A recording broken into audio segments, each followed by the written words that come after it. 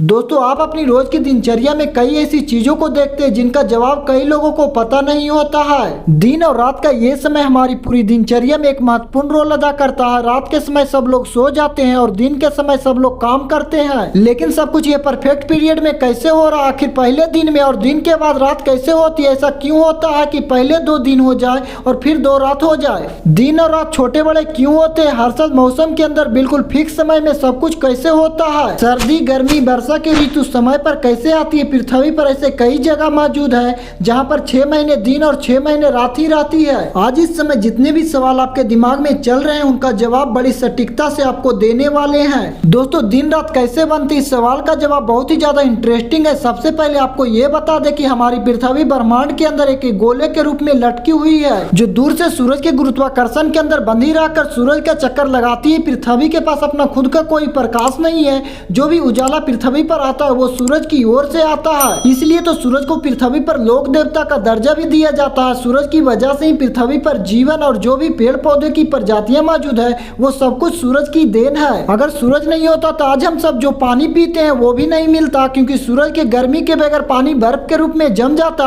आप जीवन की कल्पना तो छोड़ दीजिए, अगर ये कहे जाए कि हम सूरज पर ही जीवित है तो ये कोई गलत बात नहीं होगी। सूरज आपको पता होगा कि पृथ्वी से 15 करोड़ किलोमीटर की दूरी पर मौजूद है और ये एक परफेक्ट दूरी पर मौजूद है जहाँ पर सब कुछ ग्रह पर सही सलामत रहता है। आप इसे हम इंसानों का भाग ही कह सकते हैं, क्योंकि शुक्र ग्रह सूर्य से नजदीक है, इस वजह से वहाँ पर जीवन का वातावरण नष्ट हो गया। और मंगल पृथ्वी की तुलना में सूरज से ज्यादा दूरी पर है, इसलिए वहाँ पर ठंड ज्यादा होता है। अब हम अपने मेन सवाल पर आते हैं कि दिन और रात कैसे बनते हैं। तो इस सवाल का सिंपल सा जवाब है कि पृथ्वी का जो आधा भाग है सूरज की ओर पड़ता है, जिस पर सूरज की रोशनी पड़ती है उस साइड दिन रहता है, और जो भाग सूरज की बैक साइड में पड़ता है उस पर सूरज की प्रकाश नहीं जाता, इस वजह से उस वाले भाग में रात होती है। अब दूसरा जो सबसे इंटरेस्टिंग सवाल की आखिर दिन के पीछे रात और रात के पीछे दिन क्यों होता है, तो पृथ्वी अपनी अक्ष पर घूमती है। अगर हम विज्ञान की भाषा में कहें तो इसे परिभ्रमण काल कहा जाता है, और अपनी खुद की ध्रुव पर एक राउंड पूरा करने में पृथ्वी को 24 घंटे की समय लेती है। इस 24 घंटे के समय अंतराल में पृथ्वी का कोई एक भाग हमेशा सूरज की ओर गुजर रहा होता है,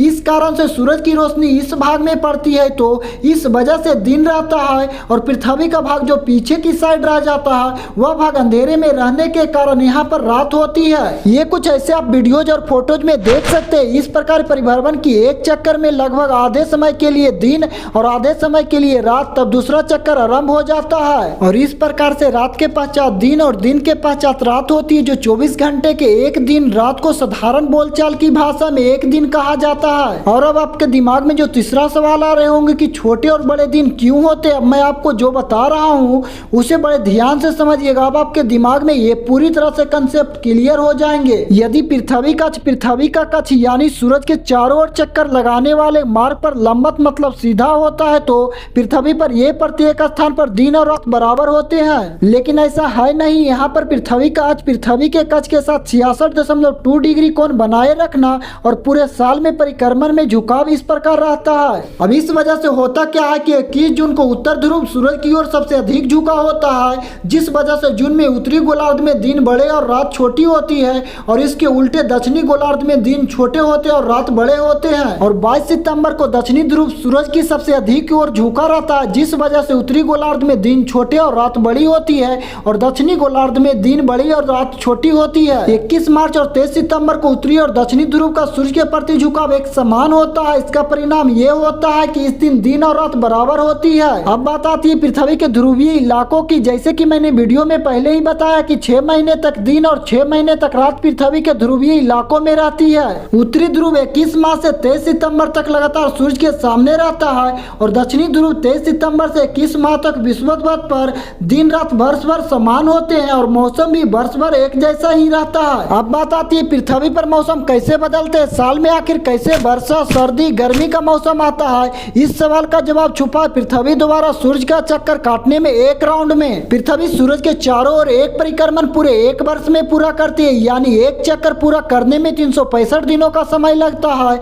इसे एक साल कहा जाता है। इस परिक्रमण में अक्ष का झुकाव सदा अपने समांतर रहता है। 21 मार्च को सूर्य विषुवत वृत्त पर लंबवत चमकता है, और 21 जून को 23.5 डिग्री उत्तर में कर्क वृत्त पर सीधा चमकता है। 23 सितंबर को विषुवत वृत्त पर सूरज की किरणें लंबवत पड़ती है, और 22 सितंबर को 23.5 डिग्री दक्षिणी मकर वृत्त पर इसका परिक्रमण ये होता है कि उत्तरी गोलार्ध में मार्च में बसंत ऋतु, जून में ग्रीष्म ऋतु, सितंबर में शरद ऋतु, दिसंबर में शीत ऋतु और दक्षिणी गोलार्ध में ऋतुएं ठीक इसके विपरीत होती है। गर्मी के मौसम में दिन लंबे होते हैं और रात छोटी होती है। सर्दी ऋतु में दिन छोटे होते हैं और रात लंबी होती है और बसंत और शरद ऋतु में दिन और रात बराबर होती है और मौसम सुहावना होता है। दोपहर को सूरज की किरणें लंबवत पड़ती है परंतु सवेरे और शाम के समय किरणें तिरछी पड़ती है।